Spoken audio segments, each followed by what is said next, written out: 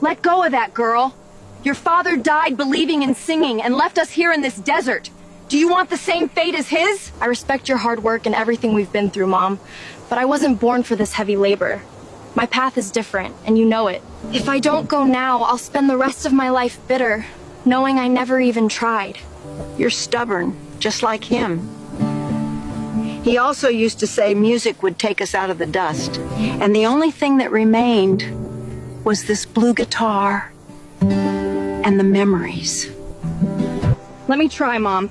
If I fail, I'll come back and take up the hoe for the rest of my life. But let me carry our family's voice to where Dad never could take it.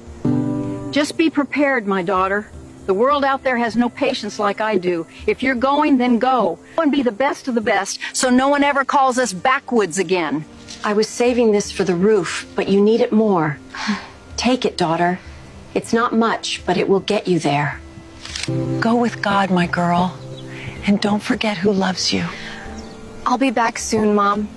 I'm gonna bring our future. Mary carried more than clothes and a guitar in her bag. She carried her mother's sweat, the unfinished roof waiting for repairs, and the promise that the countryside would one day hear her voice shine. The road was uncertain, but her destiny, that had already been written with the strings of her heart. The trip was long, and Mary arrived in the big city with a sore body and a tight heart. Everything there was noise and rush. She sat in a small snack bar at the bus terminal, eating a fried pastry and drinking coffee, trying to gather courage. That's when fate gave her a little push. A flyer was handed to her. It was a contest at People's radio station. The prize? Recording an album and winning enough money to change Mrs. Anna's life back in the countryside. Mary arrived at the radio station with her heart in her throat. Outside, the line was long.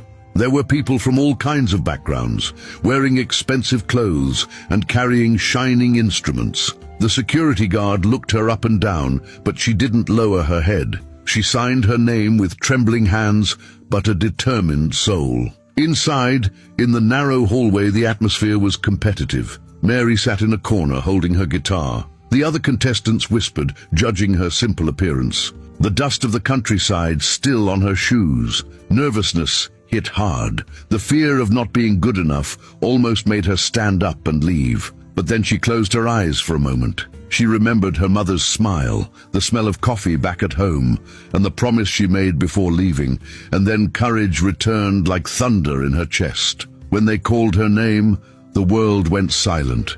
Mary walked into that small room, filled with foam-covered walls and heavy microphones. On the other side of the glass, the judges barely